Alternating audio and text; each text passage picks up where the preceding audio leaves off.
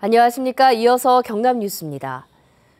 승마는 집중력을 높이고 건강에는 좋지만 비싼 가격 때문에 쉽게 즐기기는 힘든데요.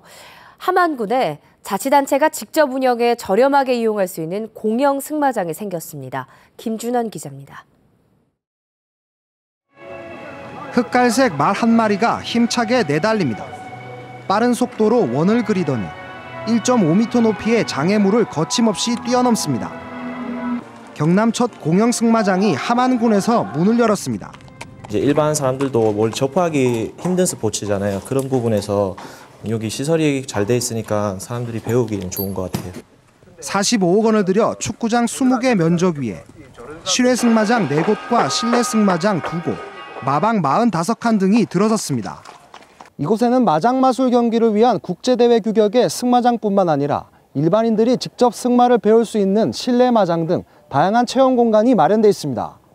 창원, 진주 등 주변 도시에서 자동차로 1시간이면 도착할 수 있고 함안군이 직접 운영하다 보니 사설 승마장에 비해 비용이 30%가량 저렴합니다. 체험 승마를 비롯해서 전문 승마 레지 문화 보급을 확대하고 아울러서 현재 운영 중인 경주마 휴양시설도 잘 운영을 해서 함안군은 유소년 승마 체험 교실을 확대하고 낙동강변 승마 코스를 개발해 공영 승마장을 가족 휴양지로도 활용할 계획입니다. KBS 뉴스 김준원입니다. 이맘때쯤 울산 태화강엔 까마귀떼가 찾아옵니다. 울산을 대표하는 겨울 진풍경인데요. 화려한 군무 함께 보시죠. 강성원 기자입니다. 태화 강변 하늘이 마치 검은 물결로 출렁이는 듯합니다. 해질 무렵 모여든 까마귀 수만 마리입니다. 하늘에서는 연신 까마귀떼의 화려한 군무가 쉴 새 없이 이어지고 전봇대와 전깃줄도 모두 까마귀 차지입니다. 저희들이 어렸을 때 보고 이 모습을 최근에 처음 본 것 같아요. 까마귀떼를 보니까 어렸을 때 생각이 나서 너무 좋네요. 떼까마귀와 갈까마귀 두 종류로 몽고 북부나 시베리아 동부 등지에서 서식하다 매년 10월 말부터 다음해 3월까지 울산 태화강 대숲에서 겨울을 보냅니다. 까마귀떼는 낮이면 먹이를 찾아 울산 인근을 헤매이다 저녁 무렵이면 안식처인 대숲이 있는 이곳으로 몰려와 밤을 보냅니다.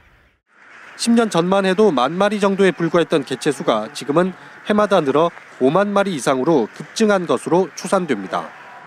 잠자고 또 안전하게 쉴 수 있는 곳, 그리고 또 이 주변이 다른 곳보다 먹이 활동에 훨씬 더 유리하다.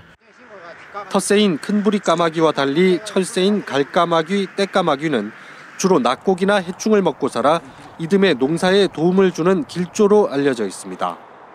울산시는 삼호동 일대를 에코마을로 조성하고 까마귀떼를 관광 상품으로 연계해 개발할 계획입니다. KBS 뉴스 강성원입니다. 어제 오전 10시 반쯤 밀양시 산내면 가인교차로 주변 도로에서 승용차가 가드레일을 들이받고 5m 아래 언덕으로 추락했습니다. 이 사고로 승용차에 타고 있던 38살 이모 씨가 숨지고 운전자 등 4명이 다쳐 병원으로 옮겨졌습니다. 경찰은 승용차가 빗길에 미끄러져 사고가 난 것으로 보고 자세한 사고 경위를 조사하고 있습니다. 문화관광 해설사는 근로자가 아니라는 판결이 나왔습니다.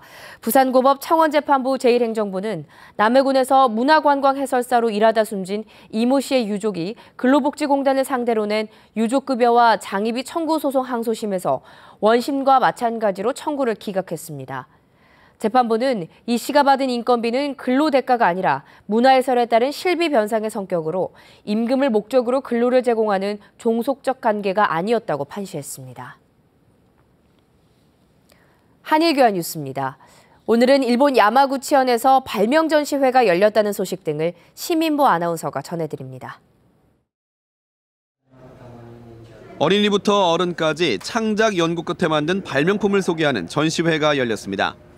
야마구치현 발명협회가 개최한 이번 전시회에는 발명클럽 회원의 작품 36점이 전시됐습니다. 소년소녀 부문 우수상을 수상한 작품은 발바닥에 경혈을 둘러 마사지하는 기계로 고민의 흔적이 돋보였습니다. 또 일반부 우수상은 스패너의 볼트를 잡는 부분의 폭을 바꿀 수 있도록 만든 발명품이었습니다. 発明を皆さんに広めていったり発明をもっともっと進めていっていくということで工夫展の方を開催しております。 일본 국내외 현대 조각 작품을 야외 전시하는 우베시 비엔날레가 시작됐습니다. 올해 우베 비엔날레에는 일본과 해외 30개국에서 266점의 응모가 있었고 이 가운데 심사에서 선정된 18점이 전시됐습니다. 대상은 우베 나무라는 작품으로 깊이 2m의 구멍에 나무 뿌리를 넣은 것으로 눈에 보이지 않는 세계의 불가사의와 나무의 생명력을 표현한 작품입니다. 또 프랑스 조각가의 작품은 무너진 모양의 케이크를 주제로 만든 것으로 전통적인 야외 조각 작품에 의문을 던지고 있습니다. 관람객들은 작품에 앉거나 여러 각도에서 바라보면서 조형의 재미를 즐겼습니다. 作品の前に立ってあまり難しいことは考えずに作品を見てもらいたいと思います。何かしら思いが湧いてくると思います。 우베 비엔날레는 이달 29일까지 우베시 도키와 공원에서 열립니다. KBS 뉴스 시민보입니다.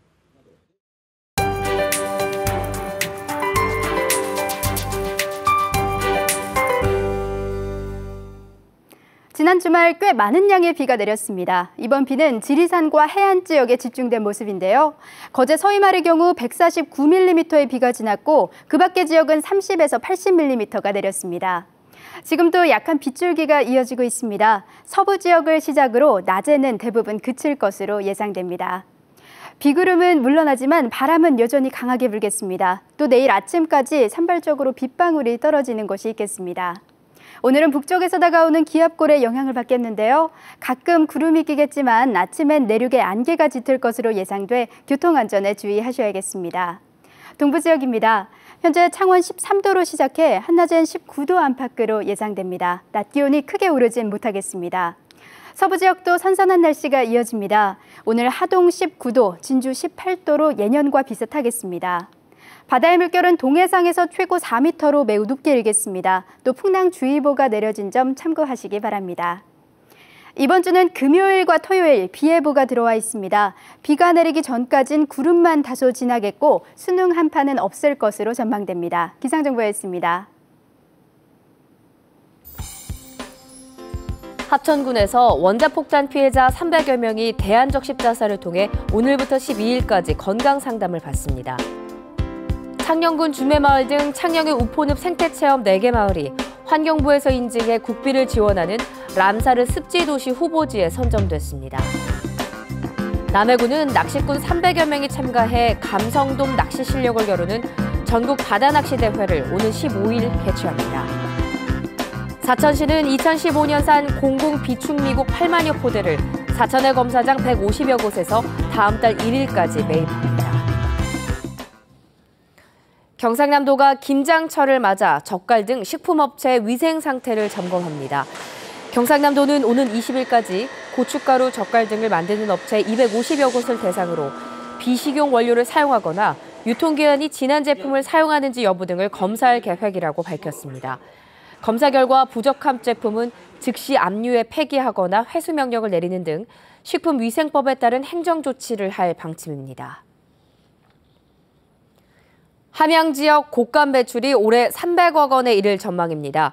함양군은 올해 곶감 생산량이 지난해보다 15% 늘어난 28만 접으로 매출 규모는 300억 원에 이를 것으로 예상하고 있습니다. 이 같은 규모는 10년 전과 비교하면 10배 가까이 늘어난 수치입니다. 함양에서는 지난달 말부터 800여 곶감 생산 농가가 원료 감껍질 벗기기와 말리기 등 곶감 만들기 작업을 하고 있습니다. 거제시의 대표 숙박 휴양시설이 될 해양관광 테마파크가 오는 25일 착공합니다.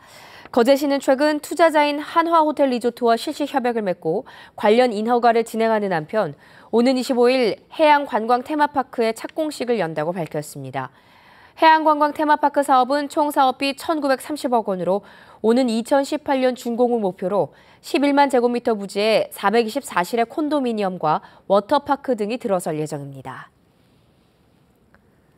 KBS 뉴스를 마칩니다. 고맙습니다.